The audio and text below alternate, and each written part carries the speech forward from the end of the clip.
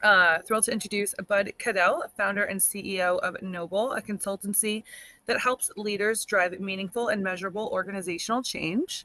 Since 2014, Bud and his team have led 120 plus engagements across 5 continents and more than 20 industries. Wow.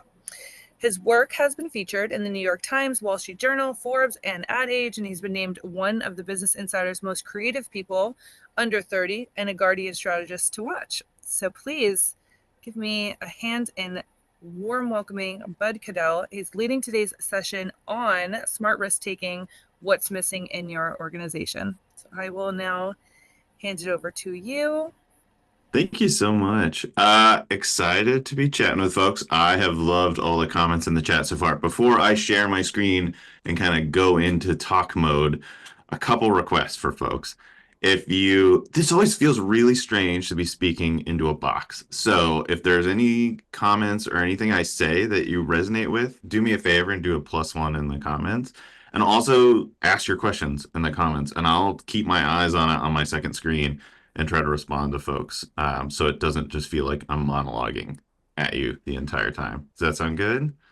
All right, let me share my screen. Okay. Hopefully, all good. Everyone can see what I've got up. Yes, Yeah, all good. perfect. So yeah, I'm talking about smart risk taking.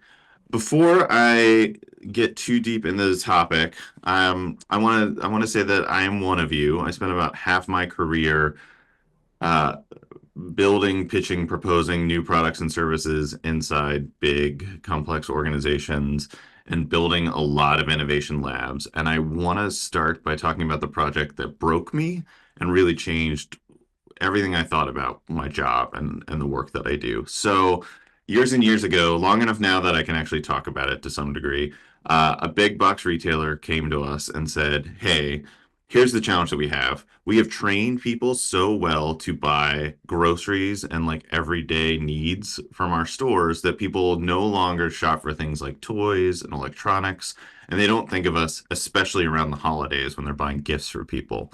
And they said, we need a reason for people to come into the store and to really consider us as like their big holiday shop.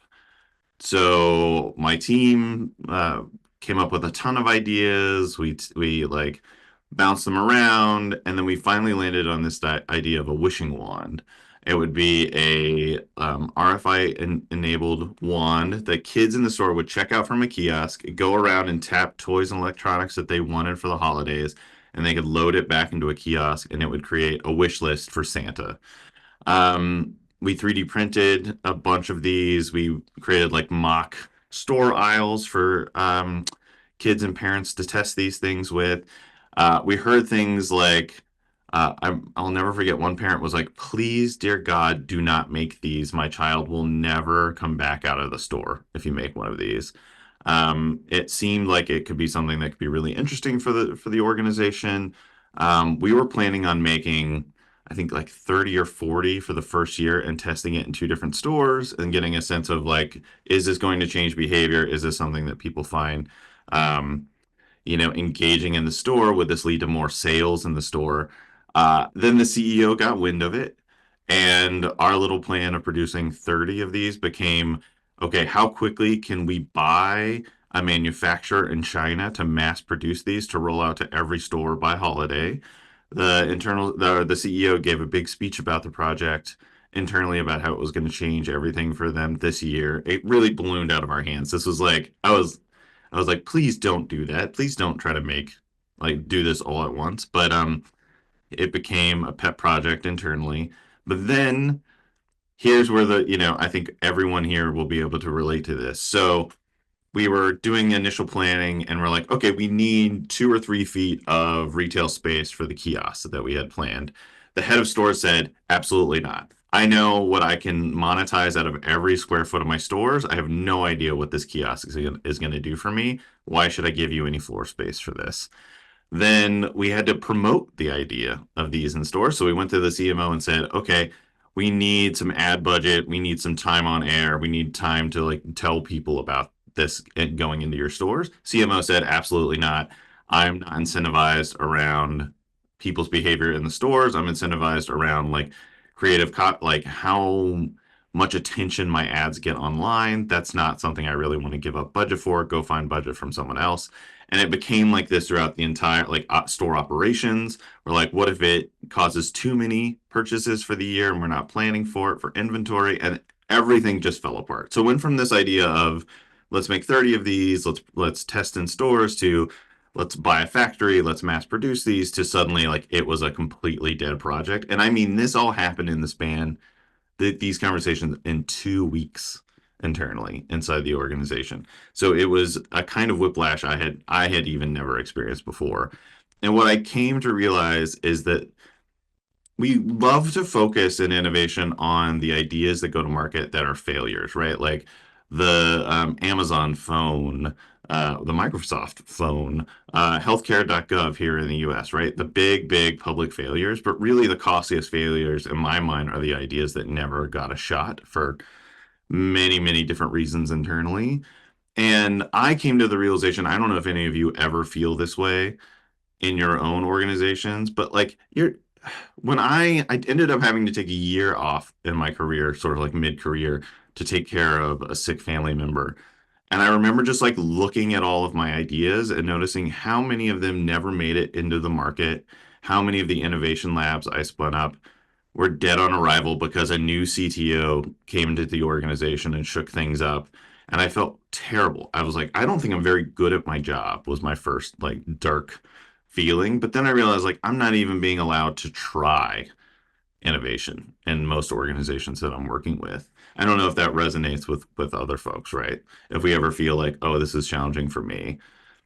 But the thing that changed the trajectory of my career was this realization that like if innovation is in my job title, culture changes at the top of my job description. And so I made a conscious choice in around like 2010 to really change my entire focus of my career away from innovation and more into how do I help organizations change their culture, change their ways of working, because I was like, that mess that happened within the C-suite at this retailer, where the CMO, the head of stores, the CEO couldn't even come to a conclusion about an idea that they knew they needed. I was like, someone's got to fix that problem. And as long as no one else is stepping in there, all of my best ideas and all the ideas inside companies are going to get out to the world and be tested where they really should be tested, with actual users or customers, not just in boardrooms. So that became my big realization. And a lot of times what I focus on now, and the whole point of this talk, is an organization's relationship and culture with risk and uncertainty and failure, right? So many things that we talk a lot about in organizations, but I don't think we ever address head on. So I hope to do that today.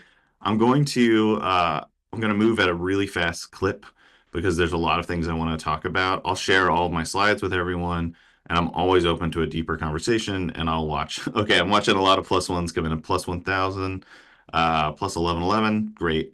I'm glad that this is resonating. I'm hoping that I can offer some tools and tips to help you out here. Okay, I'm one of those people who don't like to talk about big, big, big words without trying to offer a definition of them first. I'm very anal retentive in that way. What I will say is, like, as I offer these definitions, they are big topics. There's lots of different competing definitions for it. These are the ones I find useful. You feel free to play jazz, change them as you wish. But I do think that organizations tend to conflate these three things, and I think it's important to create a little bit of space between them. So there's uncertainty, risk, and failure. Uncertainty is like what is just not known for a fact, right? We have lots of guesses. There's a lot of uncertainty in the world today. We're talking about that a lot. I am extremely exhausted of using the word unprecedented and how we describe the world around us right now. Then we also talk about risk. These are known probabilities, right? That's what I think of when I think of risk. There are things that we have, they're not uncertainties anymore. They're not just big fogs of questions. We actually have a deeper sense of like, what's the risk here? And then failure, it's any deviation from the intended outcome that causes harm. And the reason why I want to create space between them is because I think that organizations need to come to grips with what they really mean and how to use these effectively and how to use them in the work. So all new opportunities start mired in uncertainty, right? We don't know if customers want this. We don't know if there's a market for things. risk is a framework for making decisions. I want that to be really clear too. And we're always thinking about what are the trade-offs of action versus inaction here as well. And then failure is just one potential outcome, but it's an outcome that should also produce learning as well. And so failure shouldn't be this big, scary word as long as we make it safe to fail. But what we see in most organizations is that they conflate risk and uncertainty.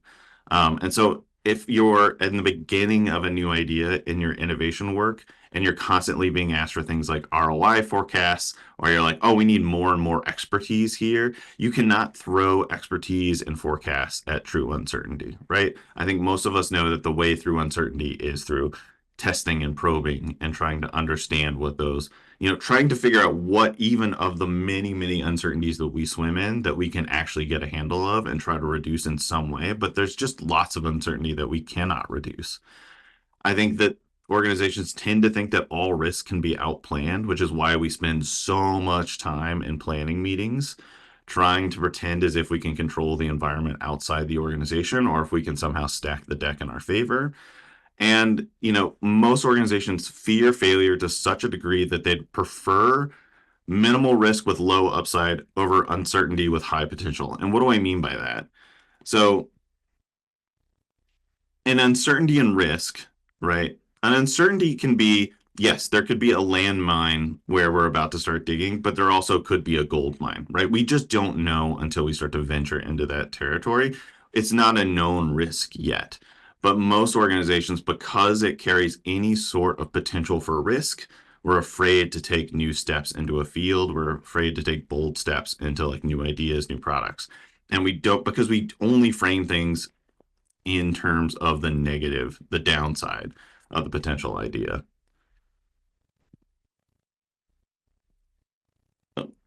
And so I also think it's really important to call out three failures. I see some questions coming in, and I'll get to them as soon as I get through this little run.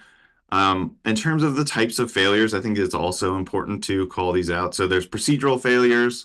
These are like avoidable errors. They're like, missing something on the checklist. We oftentimes love to, call these incompetence in organizations, but truly a lot of procedural errors are just from systemic conditions. Is people doing too much, like having to manage too much work in progress, um, trying to move too quickly, right? I think again, like it's easy to boil things down to sort of like someone who doesn't have the skill or teams that aren't up to like aren't quote unquote A players, but really we should look at the systemic conditions first. There are strategic failures, so these are just bets that didn't pay out, right? Like we thought that this would be higher ROI, did not turn out to be that way. And then there's response failures. So this is like we're missing signals, we're waiting too long to act. There's an opportunity in the market we're just not getting to. And for each of these, we have different goals, right? For procedural errors, like let's try to minimize and mitigate those errors as much as possible. But there's only so much that's in our zone of control. Also, I think we assume, again, like I said, that we can plan our way out of all risk, that we can somehow, there's some sort of like magic standard operating procedure that we can do that reduces all risks. For strategic stuff, is we got to learn by design. We've got to think about how we, again, like going back to the magic wand example, we were like, let's start with 2 to 3 stores and let's run it for like a week at a time. But this became so big of a bet that we couldn't fail and really became impossible. And they didn't even pick it up for the next year because it had already been sort of condemned politically by the end of that run. And then response errors, the goal is just to sense and adapt. And I know I'm speaking, I'm singing to the choir here in a lot of these things, but I think it's important to split these out. And then the last thing is, when I was still building innovation labs as like the main part of my job, this is a model I used a lot in terms of how to think about the structure of organizations. And it just meant to say that like the role of the innovation lab oftentimes that I built was really this explore function. Go out and understand, is there a technically feasible and ultimately desirable MVP? And then it needed to move into a completely different part of the organization with different goals.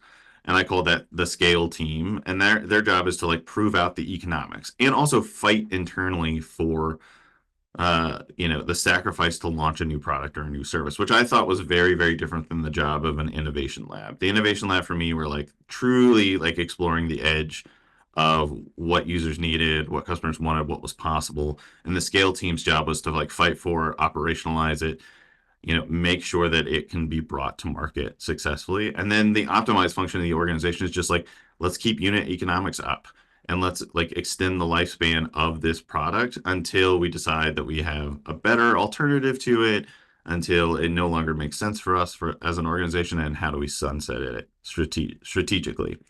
And so, I'm trying here to talk about uncertainty and risk in very different parts of the organization. So explore that team, sort of the classic innovation team, is where I would try to reduce what uncertainties we can, right? Like how desirable is this product? How feasible is this new technology? Scale is where we try to model those risks accurately. How much will this cannibalize other products? What's our likelihood to get into legal trouble in this region by launching this? And then optimize is just when we try to squeeze out profit. I mean, I'm working for mostly, for-profit organizations, so that's let's squeeze out profit while we keep risks in check and uncertainties in view, and keep this product going as long as it makes sense to. And then, those are great. Again, I love definitions. They help me think about how I structure my work, how I talk about these things to my colleagues. But obviously, we live in organizational cultures which are messy, and that mess distorts people's relationship with risk and these definitions. So I want to talk about three-ish leverage points that I've found doing this work with innovation teams and with innovation officers to try to change people's perception of risk and how they think of it inside the organization. The first is fuzzy goals. Like, I just want to spend some time there. We all know what a fuzzy goal sounds like, right? And how many of our organizations have one of these? Delight the customer, lead the industry in digital, become a data-driven organization, reimagine the product experience, or recapture digital leadership as someone I've worked with recently, be more innovative, right? These are vague and fuzzy goals. I wonder if anyone's operating under a fuzzy goal right now. Anyone in the chat? And I'm going to jump back to a question of, do you see a difference between taking risks versus calculating for risk and product service design? Yeah, I definitely do. And again, like I said, Ian, is about like where the product or the idea is inside the organization. Calculating for risk, again, is like what I see around like when we're trying to scale something, when we're trying to understand, what risk the business is about to take on, versus taking risks. That to me is about commercialization, like when you finally launch things. But we can talk and detail or no goal at all. So some of you have fuzzy goals, some of you have no goal at all. So no time frame, no goalposts, no hunches, no trade-offs. These are great slogans, and I think oftentimes people think of innovation as just a comms exercise. I think that also goes for like change and transformation generally. We think of them as comms exercises foremost, and that's not the right way to think of it, at least in my opinion. And there's lots of different ways to confront fuzzy goals, but I wanted to start here because fuzzy goals are often something we inherit from leadership, from executives, right? Like this is their slogan, this is their tagline, and a big talk. And I want to arm you with the ability to push back and try to like defuzz some of these goals. And why do they exist? So fuzzy goals are a shield because they can sound ambitious, but they avoid any discomfort of choosing, prioritizing, or acknowledging unknowns. And so often I see that in organizations that there's just so much that we do in companies or institutions to avoid discomfort and to avoid that sacrifice of having to choose. And fuzzy goals are great. I think we all know if we do innovation, there's a fancy term for it, equifinality. Like we want to create an opportunity for many roads to achieve the same outcome, right? Like we don't want to early narrow down the field of possibilities. So sometimes fuzzy goals can feel like, oh, they give teams lots and lots of different ways to interpret this. They can, improvise their way towards solutions. But more often than not, what we end up seeing, right, is leaders on one side saying, take risks, be innovative. I want to be digital first. And teams who have no understanding of what that actually means or entails or what the limits of that risk are. And so there's this constant breakdown of trust. Executives are like, what? I'm trying to empower you. I'm using empowering language. Why aren't people stepping up? And then teams themselves are saying, I don't trust this. I don't know what this means. This sounds like a political message for this moment in time. Maybe it's not even designed for us. Maybe it's designed for the board or shareholders or, you know, the public sentiment, but it's not about us as teams. And there's this breakdown of trust. And even it starts to feel like skepticism and cynicism internally. I don't know if anyone is feeling that as well, if you're being handed goals like this. And so, look, there's lots and lots of different forms of how to do goal setting. OKRs are one thing. Like I'm based in San Francisco. Every company here tries OKRs at least 5 times. Sometimes it works for organizations, sometimes it doesn't. There's lots of different ways to define goals, but for me, I'm just looking for like what does a good goal have, right? It has a time frame, it has a desired outcome, not just an output. There's some success measures behind it so you understand what that outcome actually means. There's a conversation around acceptable losses, and there's something baked in there about what we want to learn, right? And again, like these are, I would say, like you don't have to do all these for every goal to begin with, right? If you're starting with the fuzziest goals ever that are most like slogans, please start focusing on, I think, on time frame and outcome, because those things are never talked about in organizations. Like, are we talking about the next 6 months? Are we talking about, like, the first question I ask every leader who comes to my company and says, like, we're in the middle of a transformation or a turnaround. I'm like, what is the time frame you're thinking of? Because if it's not 3 years, that's not a sober time frame for what you're trying to do. And so time frame's really important. Um, Acceptable losses, I think, are is important as well. But like, what are examples of this? And I think, everyone here could be able to rattle these off. But like by March 2026, we will increase speed to value by at least 40%. This is a client I was actually working for pretty recently. This was in their tech team.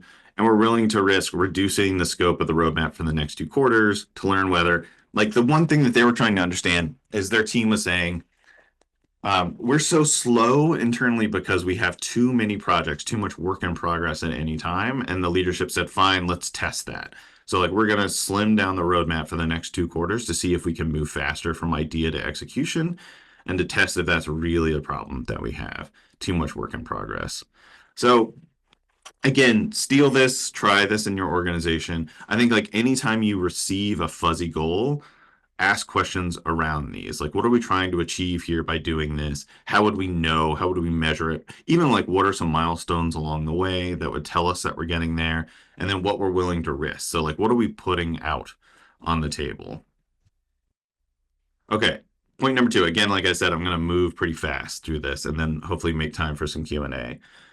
So the other thing, so okay, so if fuzzy goals are a way for me to like poke at leadership a little bit, this is me poking at ourselves, the people doing the work, who take on these projects. I do believe that there is mindless execution in a lot of organizations. We're handed projects, so we just go about doing it. We follow it. We do things the way that we've always done it. We're not thinking differently about how we're going to do this project. We might get excited about an idea, a new idea inside the company, but we're not thinking necessarily like, okay, now I'm going to approach this in a completely new way.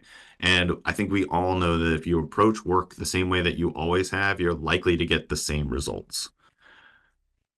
And so you hear, like, what does this sound like an organization? This is like, we don't have time to go deep on a specific problem or a specific question. We just need to get things out the door.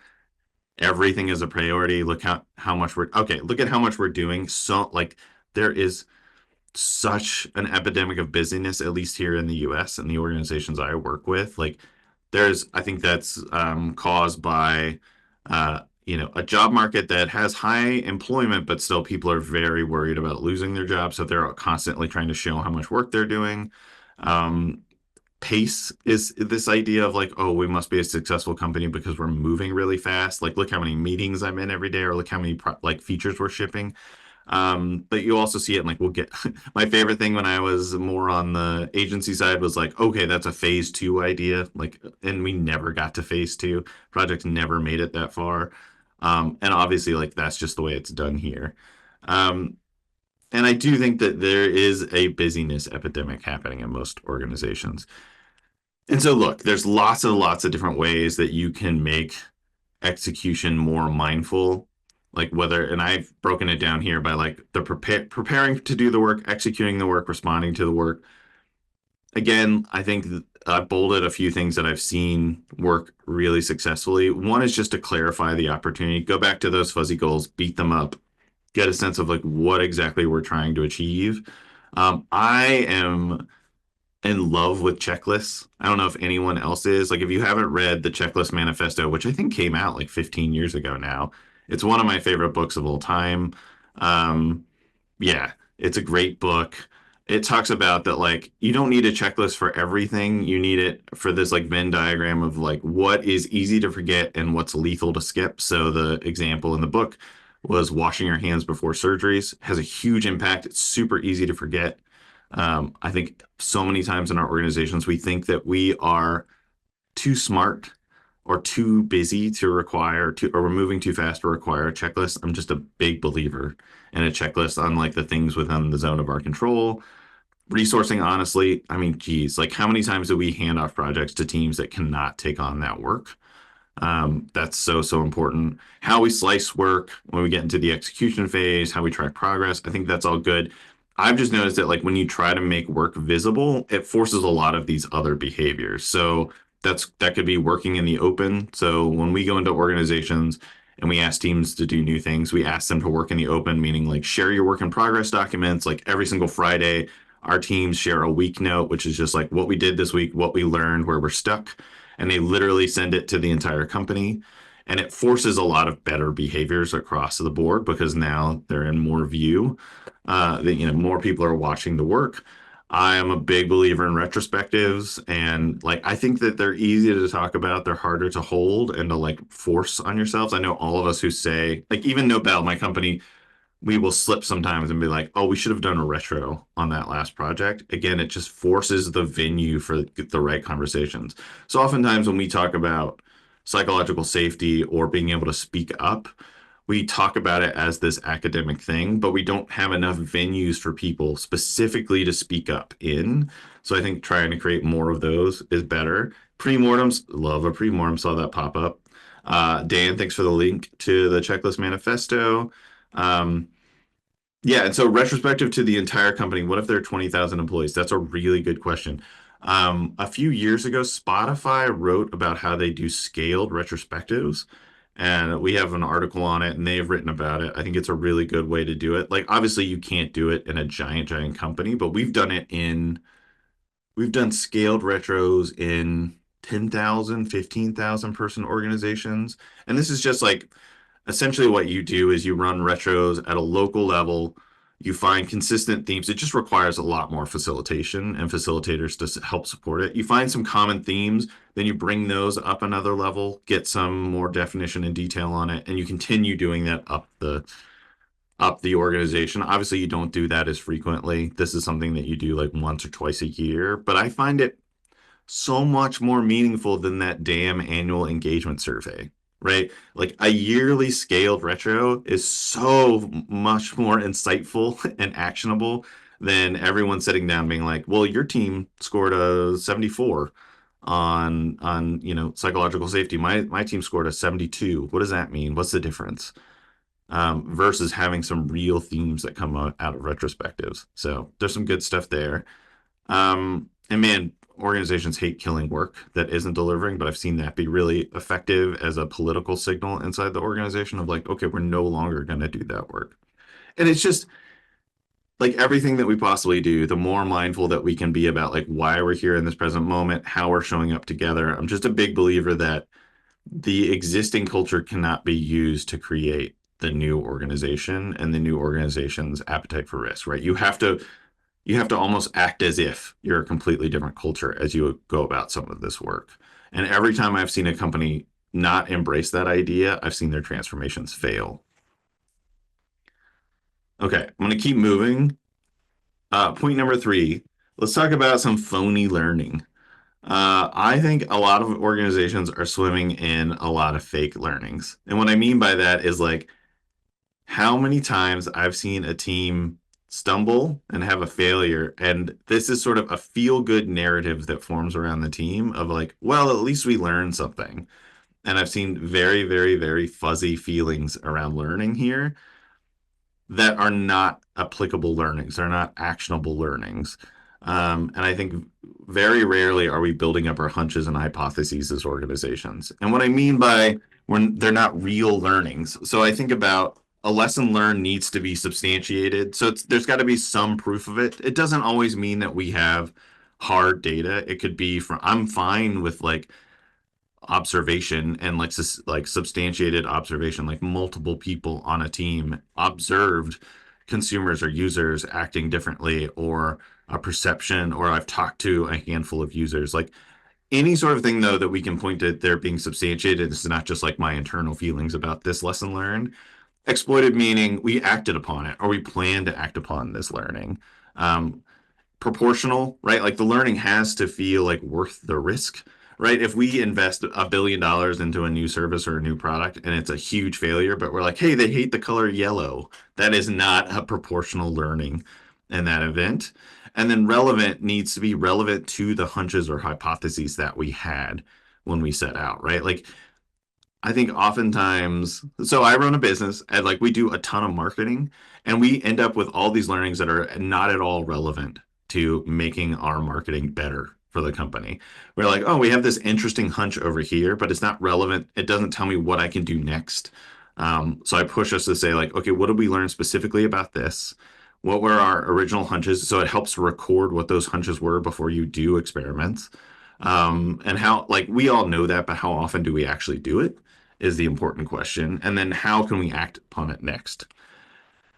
And so in a lot of organizations, like we have, we have feelings about learnings. We don't have lessons learned that are relevant to our hypotheses. Like I think these are things that we all know about. Hopefully that resonates, that people in your organizations, you hear a lot about learning, but you're like, okay, what can I do with it next? What do I do with this? Is it substantiated, or is it just the political narrative that rises up around something that we tried?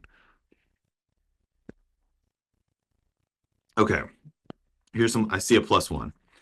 Okay, so this is the part of the conversation I don't get I don't get a lot of applause, and I'm not very popular. But before I talk about it, does anyone know about like Planet X? Has anyone ever heard of Planet X before? I assume some of you are space nerds like me. So for a long time, there was a theory that there was an extra planet in our solar system that was causing a wobble to all of the orbits of planets. And the idea was that like this planet must be so far away in our solar system that we just can't observe it. Like it only comes around like every 5,000 years into our orbit, or that it is hidden behind another planet. But there's like a force of gravity that is distorting all the orbits of our planets. What's interesting too is like this was an idea that was hypothesized, and I believe it was Uranus that ended up being the planet X of its time when it was discovered. Like, oh, okay, Uranus is the reason why orbits of Jupiter and Saturn are a bit different than the math might predict. But more and more these days, this theory has come back into play. It's a fun rabbit hole. It's one of those like safe conspiracy theories to play around with, that there could be a planet far, far out in our solar system that's orbiting. But really, the topic here is politics. Politics is the dark planet that's orbiting our solar system of innovation. I can just know anytime I talk to a group of folks in innovation that we are people who like to believe in a meritocracy, that the best ideas win inside companies, but so often our best work is arrested by the politics of our organization. Whether like we are protected from it. I saw folks talk about being in a bubble, like whether we're protected by it, but it like still happens and still occurs to us, or that like we just swim in it every day and we've sort of forgotten the real reality of politics inside our company. And okay, I've been through every single one of these. These are political killers of innovation inside companies, and I have been a part of every single one of these. The Scarlet Letter, where you fail once inside a company, and then you're branded in that way politically, of like, oh, that's the person that's led the failed projects before.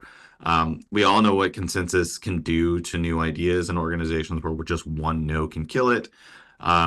revolving doors became the thing that like drove me the most crazy when I was leading innovation, was just the idea of like I had sold an idea into leadership. We had achieved funding. We were already starting to do it, and that leader was out the door because it took us 2 years. And now we have a completely new leader who wants to put their own stamp on things, wants to bring in their own partners, or wants to do things differently in their own way. And now the whole project has reset. Um, People who just line up to shoot holes and emerging success stories, all of these things. Hopefully, some of these, I mean, I hate to say hopefully that you're living through some of these, but that these sound real, like that you have encountered them. Or maybe someone here lives in utopia. That would be nice. I would love to believe that there is someone here who's like, no, no, it's perfect. It's perfect where I work. Yeah, Scarlet Letter can happen to a person too. I mean, I worked with this brilliant guy at, let's call it a very, very large shoe company, who was really the one who brought in most new ideas into the organization and championed it. But because he was constantly championing new ideas, a, a good deal of his projects died and were failures, but not huge failures. They were little failures, but he just became known as like, oh, if you jump on his projects, like you're not going to go anywhere. And it became like, extremely detrimental to that organization. And they spent about 7 years not innovating anymore after he left because he realized his career couldn't move up there anymore. So this happens so often. So I hate to kill the vibe, but I, I want to believe in a meritocracy, but good work rarely speaks for itself. Innovation requires champions. And look, if you engage in politics, yes, there are things that you might lose, right? If you put yourself out there, you might not get a promotion, you might get penalized in the organization. But if you don't engage in politics, I just fundamentally believe you will lose, your ideas will lose. I don't think like I also just I know this of myself, but folks in innovation and are fighting for new ideas often become quite passionate about those ideas, and they don't understand that compromising isn't losing, right? Like so often like the perfect execution becomes our focus versus getting something out into the world and iterating once it's there. And look, I know a lot of people feel icky about organizational politics, like, and only the worst people engage in it. And the truth is, like, it's only selfish if you put your personal interests first. And my God, like, less noble people will happily take up the space that you're willing to sacrifice, right? There are people inside the organization who will fight for their own ideas, fight for their own interests. Everywhere I go, I'm just trying to convince people to jump into the fray and to engage in office politics in some way for the right things. And I can talk about that. And look, there's tons of different moves that you can master. I think people have talked about it already. And this is, I want to spend a little bit of time here because, and just share what I've seen. So people talked about like having, I saw in the chat, people talked about having like a very strong sponsor who could create a bubble for you. You absolutely need that. If you don't have powerful sponsorship inside an organization, someone with both clout and stamina, I think it's almost impossible to do innovation and to do it well. Um, I was inside a company, I was hired to be the strange innovation guy inside a big company. And I can't tell you the number of times people came into my office angry at me for just trying to do my job because I was trying to push forward a new idea or ask the organization to do things differently.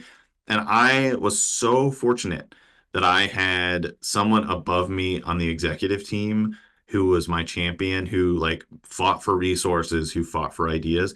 And I had very direct conversations with people that sounded a little bit like, look, this is my job. This is what I was hired to do. If you don't like what I'm doing, my boss sits in that office over there. You could try to get me fired. And I wasn't being sarcastic. I was like, if you feel so strongly about this that you're going to come into my office and like I have been yelled at, then like that's the guy to go make the argument to. Otherwise, I have to keep trying to do my job to earn the paycheck I'm being paid. And I was so lucky that I had someone who could do that for me inside the organization. If you don't have someone in the organization for you, I don't want to be bleak and say that you can't do the work, but you definitely need to find a way to secure that sponsorship. You need to go understand like who has power and influence inside the organization. What do they need? It might have nothing to do with innovation, but find a way that your work connects in with their goals. I'm also a believer that like the people who work on an innovation team inside a company have to be the absolute best people. And I know that is so trite to say, but what I saw is that my team, when I ran innovation groups, they had to be the people who were best at generating demand for their own thinking, right? They had to be the people that like everyone else wanted to steal, and I was constantly protecting them because the weakest person I had on my team branded our entire team, right? As like, oh, they're just talking about innovation. They don't know what they're doing. Very, very difficult to do in reality, but it's just something I found. Speaking leadership's language, that's pretty obvious. Building and engaging a coalition. I think this is something that like inside organizations we don't give our fans or people who are willing to do innovation with us enough to do and to really arm them over time. Like something that I did when I was running innovation inside a big company was like I started my own like TED-like series inside the company. It was like once a month. Oh, that's a great dog. Sorry, I'm watching video. Um, I would start like a monthly TED Talk and I would bring people in and I'd give them explicit things to do or try inside the organization. And the first time I did it, 5 people showed up. The last time I did it, 250 showed up. And I had to have a tough conversation with our CFO about our bagel budget for these meetings because they were getting out of hand. We all know about securing early visible wins, map and manage the veto players. Again, like figure out what they want and how to get it for them.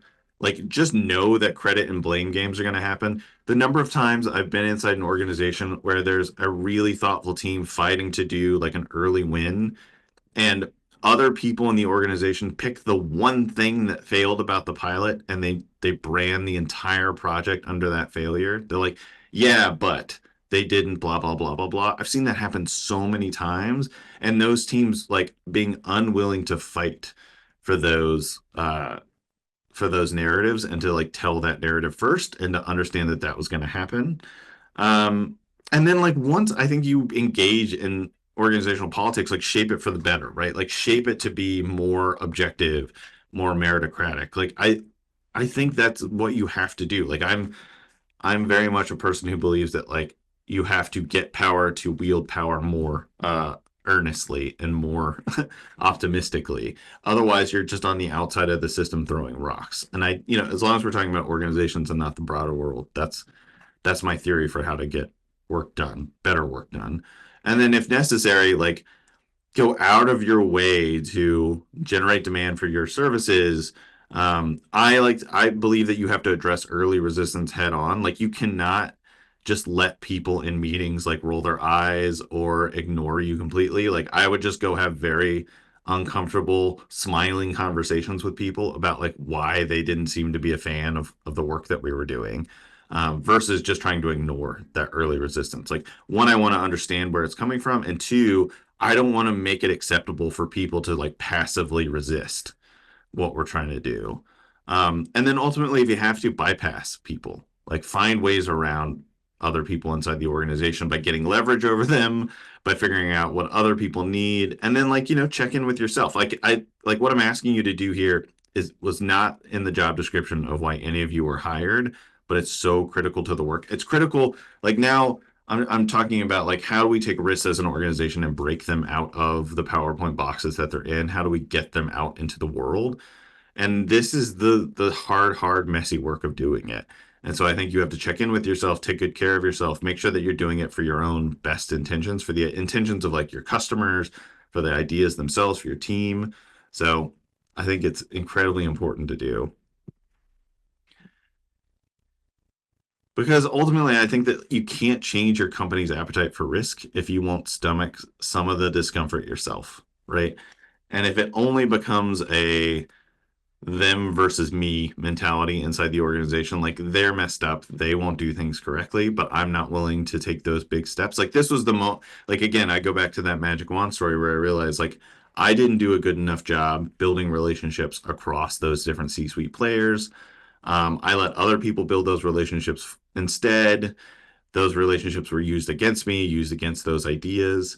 So I think this is when I was like, I can't ignore this anymore. And I would say that, I've been running my company that's just, we're very focused on like broad enterprise level change and transformation. I would still say we've been doing it for about 11 years now. I would still say in the first 3 or 4 years, I still ignored the political aspect of it. Like I kept lying to myself and saying, no, we live in a world that is like, I want to believe in a world that's meritocratic, or I want to ignore the parts of the world that don't live up to that.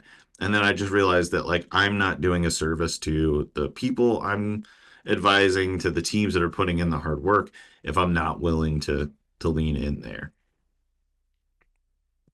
Yeah, and master the art of timing. I really think that's a good point too. Knowing when to push, when to pause. There's some really funny research on risk taking in organizations and innovation. Um, some of it is about like CEOs and their own profile. So a self-absorbed CEO, so a more narcissistic CEO is more willing to take risks. Like research has proven that out, because they want to be seen in the vein of a visionary leader. And sometimes they're willing to take risks that like you should in no way be taking, but they're more open to risk taking. Um, if a leader finds themselves like put into an organization and that organization is seen as underperforming, and the leader is more identity focused, like they're more worried about like what the market thinks of them or what the broader public is, they're more willing to take risks. But if the company's performing well, they'll actually be more moderate. So like knowing where a leader is, what their, what their relationship to their own identity, their own self is really important. um Following bad news, like one of the tricks that I found doing innovation work is like if there was a failure in another part of the company, that was a good time for me to jump into the conversation about like a new opportunity we had, because I knew the leaders I was working with, especially then, were looking for a win after a failure inside the company. So timing is so, so important. Okay, so I want you to take 2 or 3 minutes now before we get into like Q&A, and I want you to think about, I threw a ton of things at you. I bet a lot of it you already knew, but the question is, are you practicing it? And I want you to pick a single idea that I talked about or was sparked in your head to implement in the next 30 days. And I'm going to ask you to put it in the chat. So take a couple minutes, maybe jot some notes down or some ideas. And then I want to see what you might try in the next 30 days, whether that's taking aim at a fuzzy goal that you've inherited inside an organization, that's like adding some thoughtfulness to your own execution, that is attacking politics head on. What are you thinking about? What would you like to try?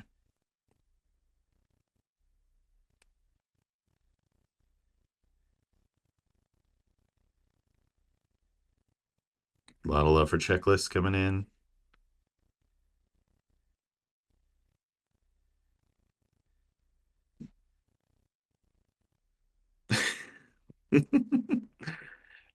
I love the diffuse the fuzzy goal of ChatGPT is the answer.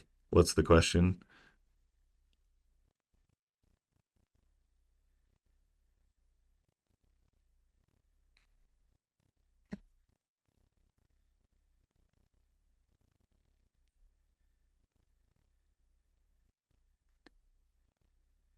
Yep.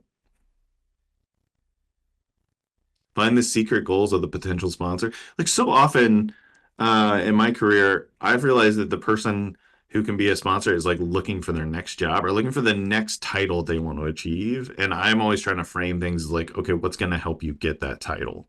Um, Whether that's like people moving into a CMO role or they want to be a CEO of a large company for the first time, they were a COO before. I'm trying to understand like, okay, and that's not a conversation you're going to have in a meeting with like 30 people. It's someone that's like you have to find one-on-one time. That's I like to take people out to lunch or get coffee with them and just say like, "Hey, I want to pick your brain about like how my team is doing, what's going on for you." And that's you have to build that relationship to really understand what their real desires are. Okay, great, great ideas. I also see some people saying the same things. Maybe it's worth having like a little bit of a buddy system of checking in and be like, how did you do? Like in 30 days, did you try this? Were you able to do it? Okay. I know I'm even finishing a little early, so hopefully we can make a bit more time for questions. And I'll do my best to answer questions.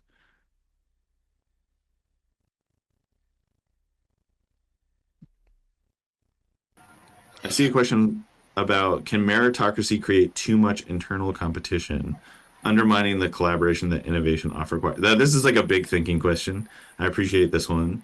Um, and I mean, this is where I get really nerdy about organizational culture. Um, there are some companies that really, really benefit from internal competition.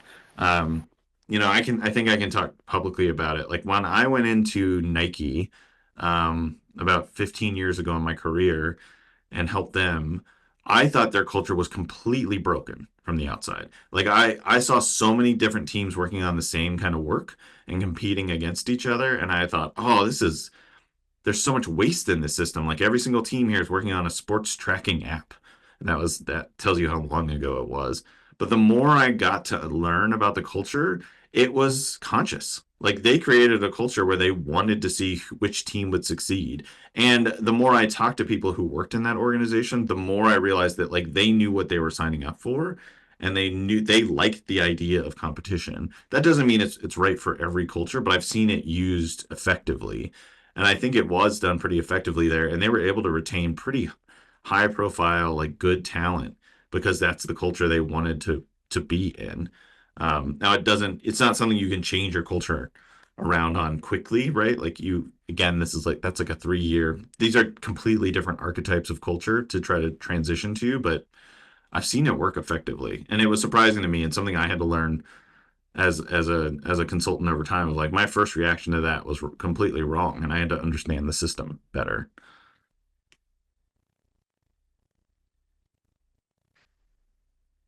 You say that compromise is Yin says compromise is not the same thing as losing, which is worse.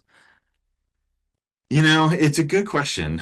Um, and what I meant by it at the time is that I have seen a lot of innovation teams burn their political capital because the way that an idea was going to get out or what needed to be done to win political favor to help it see the outside world would dilute their vision for what the idea was. But then to me, that like never got them the idea into the world and it never allowed them to then iterate based on real user feedback. So I often think that the barrier of getting something, look, I tend to believe rather naively that like once you put an idea out there in the world and you're actually listening, users and customers can really help you as like a partner in the design process to shape it. But you have to get it out into the world first. You have to be able to show it to people. You have to have enough resources to at least get like a working prototype developed. And sometimes that means sacrificing a bit of the vision to get political, like will behind the idea. So like, yes, I've had to be like, that's a terrible idea. But if it gets a powerful figure in the company on board to add a feature or to change something, that's fine as long as I can put it as something that we want to test with real customers.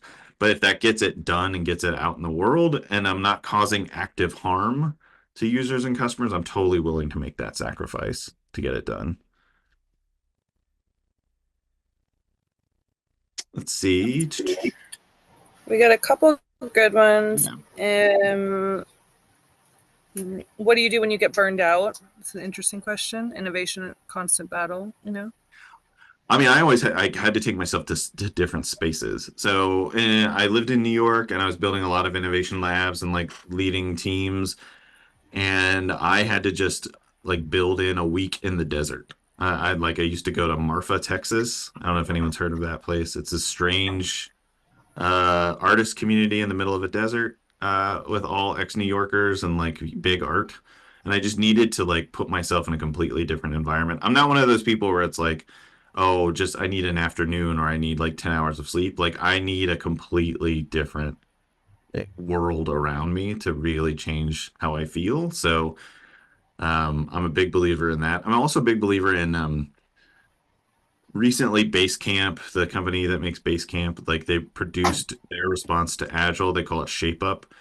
And what I like about it is that they do 6 weeks of development and then there's a 2 week cool down period between development cycles where like executive sponsors look at the roadmap, make trade-offs and things like that. But I like that there's a cool down period built into their process. even if it's like 3 days or something, just to allow people to have a little rest and recovery time. So important. Yeah, I agree with that. I actually read, just got finished reading a book called Willpower Doesn't Work, and the main point of that book is change your environment, and you can put yourself in Yeah. a whole different mindset. If you were asked to run an innovation department tomorrow, how would you spend the first quarter? Such a good question.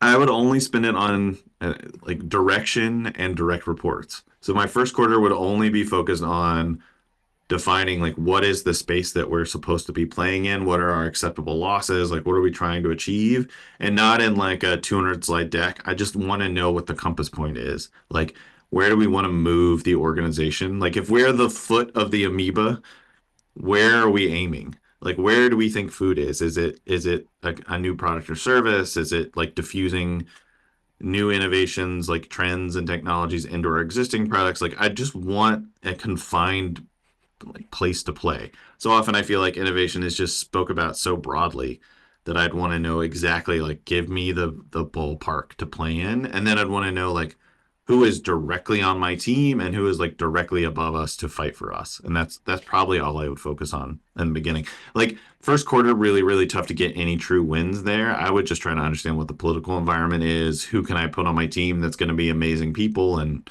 give them a very tight constrained place to play to start with. Yeah, you've mentioned the team a couple of times, and I think my one of my questions that I had was around the qualities or skills that you look for when assembling an innovation team to kind of ensure you have the best people for the job, because it does sound like that's half the equation at least. Yeah. Yeah, and when I've done it, I've always tried to straddle this like 50-50 generalists, specialists. And like the specialists are all defined by our place to play. Like if we are doing, you know, if we're working on AI agents, like I need to go find the people who I think are like true experts and not people who are just expert at talking about it because I can do that. I can fake talking about technology. I need people who are actually like who like to make things in their spare time and are playing around with weird ideas and are obsessive about it. And then I like to staff the other part of the team with like people who are, ADHD about every single topic and trying to understand things and are obsessed with puzzles and can also help people in the organization with other challenges. Those are the people to me where I'm like, those are the like, I want to understand if they're generating demand for their services. Do people really want them? Do they have a good bedside manner? Because like an innovation team inside a company is like, in many ways a consultative arm as well. And so I want to find people who would be amazing consultants for that. And I think about like that blend of general specialist a lot in terms of like, what's the work on our plate? What are we trying to do? Um, Yep. maybe that's too broad of an answer, but I look for that. And Well, it just, yeah, yeah, I think so. I think that makes a lot of sense, especially with certain things like with AI or something where a domain, like a subject matter expertise, is going to make or break, you know, a truly innovative, initiative. Let's see. Neatest question above. Which one? I am involved in organizational change. So again, I pivoted my career outside of just innovation, and I was like, I need to build a company that just does big transformation and takes on the messiest problems possible, which is like getting human beings to work together to do new things together. Because I was like, I felt like I had spent 12 years of my career either working inside companies or being the consultant on the outside who's like carrying a briefcase of ideas and like artisanal fonts and cute photos for decks. And I thought, one, my ideas aren't that great. It's really like I think that my ideas were good enough. It was the idea that like execution was the thing that companies were starving for. If you make me talk about it, I feel like design thinking came around in the 90s, the early 90s, when the problem in organizations was getting people to think more creative, like more creatively and generate more ideas. And I think design thinking and human-centered design and everything that's come out of that has done a good job at it, but it's created a new problem, which is like a glut of ideas that go nowhere. And that's what I think the biggest problem in organizations is now. Like, that's not me. Like, I'm not saying boo to design thinking. I'm not one of those people, but I do think that like we all generate tons of ideas and then they just sit stale in most companies. And what's the like success rate between post-its to like in world things, like is pretty low. And I feel like that's the problem. So that's the problem I went off to solve. And I hired people like again, I was a software developer and I studied medieval literature in college. I had no idea about like change management. And so I hired people like PhDs in organization or like industrial psychology and organizational change and tried to understand that. And so that's what I do now. Like most days is I go into companies who know they need to change, but are just stuck.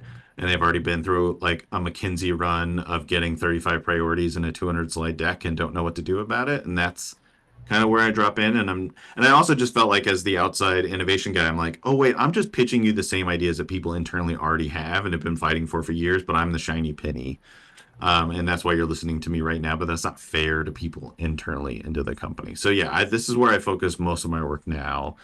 Um, and I think I build on a lot of the ideas of the past, but a lot of what we do is kind of, if you squint at it, it looks like software development in terms of like we try to find safe to fail pilots internally for ways of working or systems or just changes of any kind. We try to reduce it down to something you can test. We try to figure out how to scale that by any means necessary in a political environment. There's like no right way to scale any new way of working or like anyone who tells you that like scaling is the most difficult part of innovation, scaling is the most difficult part of change and transformation, like that's where you really have to be creative and political and fight for things.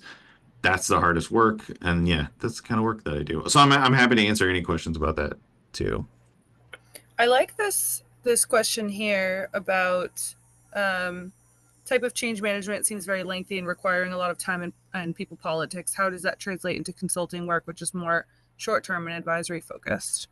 Oh, we're around for like 18 months.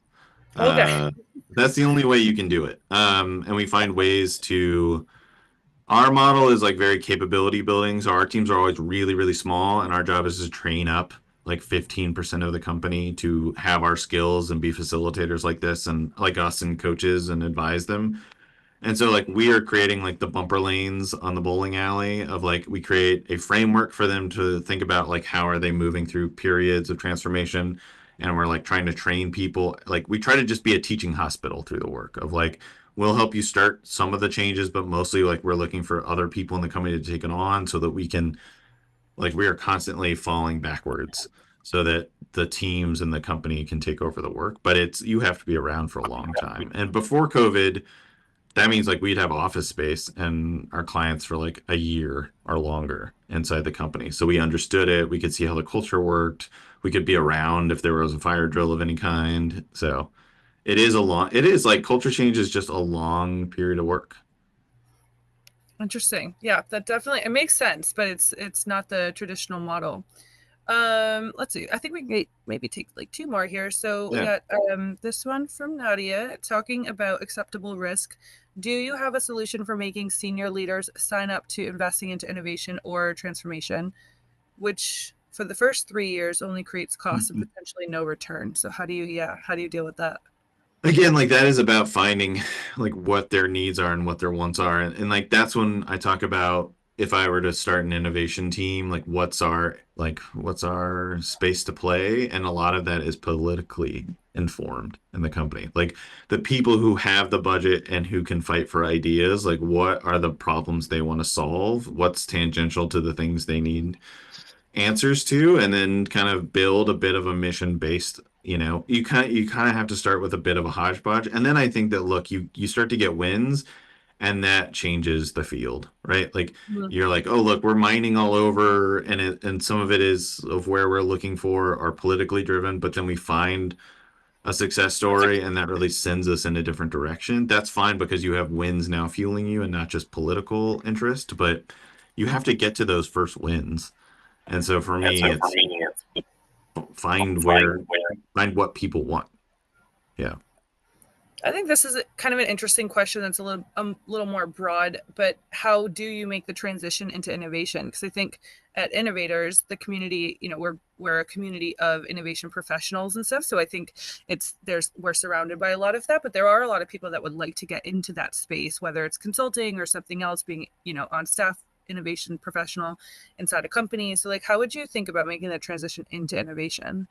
Yeah, and my story was I was a software developer. I was not a good one. That was not my strength. And I just got really lucky to show up at a time. So this is like 2006, like 2007, where there was this enormous gap between what executives understood about digital and the coming changes that were happening and like what people like we used to say I didn't say this, but like we used to be talked about like digital natives. Like I was I was the first generation of people who grew up with computers in our schools, like, beginning in first grade. And I got really lucky. I got an Apple IIe when I was like 5 and could program, and that was my background. And um, I exploited that gap in the market where like executives knew that there was this big, alarming, scary thing on the horizon. And I love to just tinker and make lots and lots of weird experiments with software or with culture. Like I love to do weird things in culture using digital. I don't know if anyone remembers this, but like when Mad Men first aired, there was a group of people on Twitter who were pretending to be characters from the show and like adding on to the show experience while people watched it. I was one of those people. Like I was just always interested in like experimenting with new technology. So, and then and I could turn that into a platform for me to be able to talk about new ideas. And then I sort of just rode the wave of like, let me like to the CEO, like, let me tell you about the internet. It's going to change how you talk to consumers. Then that became, let me tell you about the internet. It's going to change how you make products. Then let me tell you Mm. about the internet. It's going to change the way your employees think about work and kind of just rode those successful evolutions. I mean, obviously, right now, the biggest gap in the market is AI, where like CEOs know nothing about it other than like they're either super excited about it for maybe dark reasons or they're super afraid of it. And and there are people, what I always love about these new fields is like it's not really new because people have been thinking about machine learning and artificial intelligence since like the moment we built computers.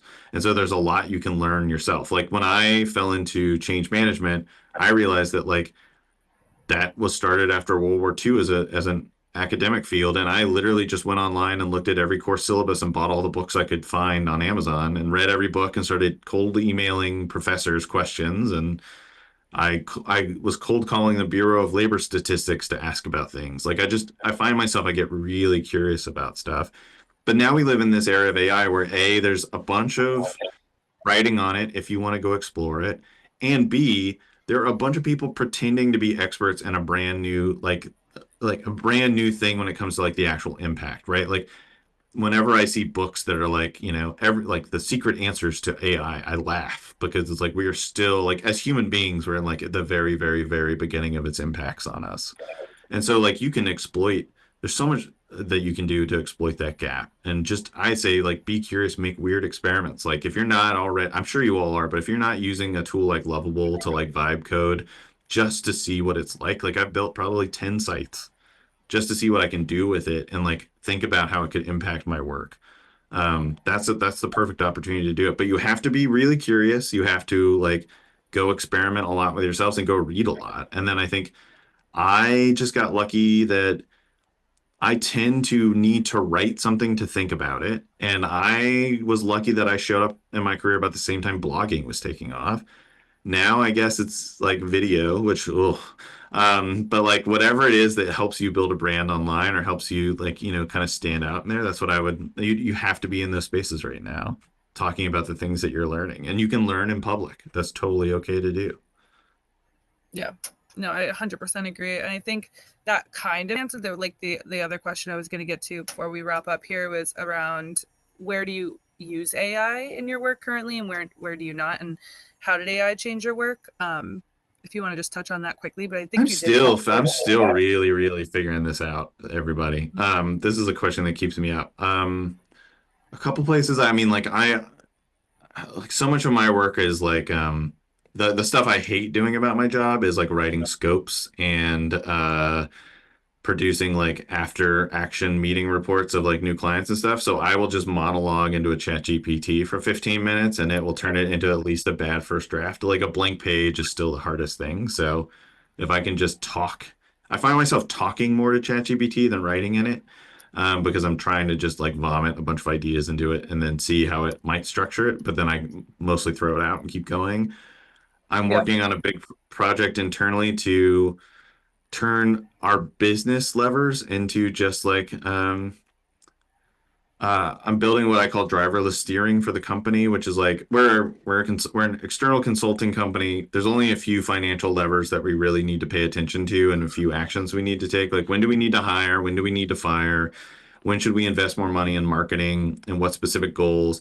And I've been working with our CFO to like basically like automate that so that like I get a report being like, you should hire right now, or you should like. I just want an automated CFO for the company so that I'm not like I look at spreadsheets all the time about our like cash on hand and burn rate and things like that, but it's mostly useless. Like I just need to know when to pull levers. And so I've been trying to build a system in the background that would say like, okay, hire now because of you have enough potential projects and like and also I want to make that transparent to everyone in the company so they know when the levers are pulled and what we base it on. And so like everything's like, there's no surprises in the company when we make decisions. Yeah. And I love it's less like the CEO doing it to you and more like this is the system of work we all signed up for.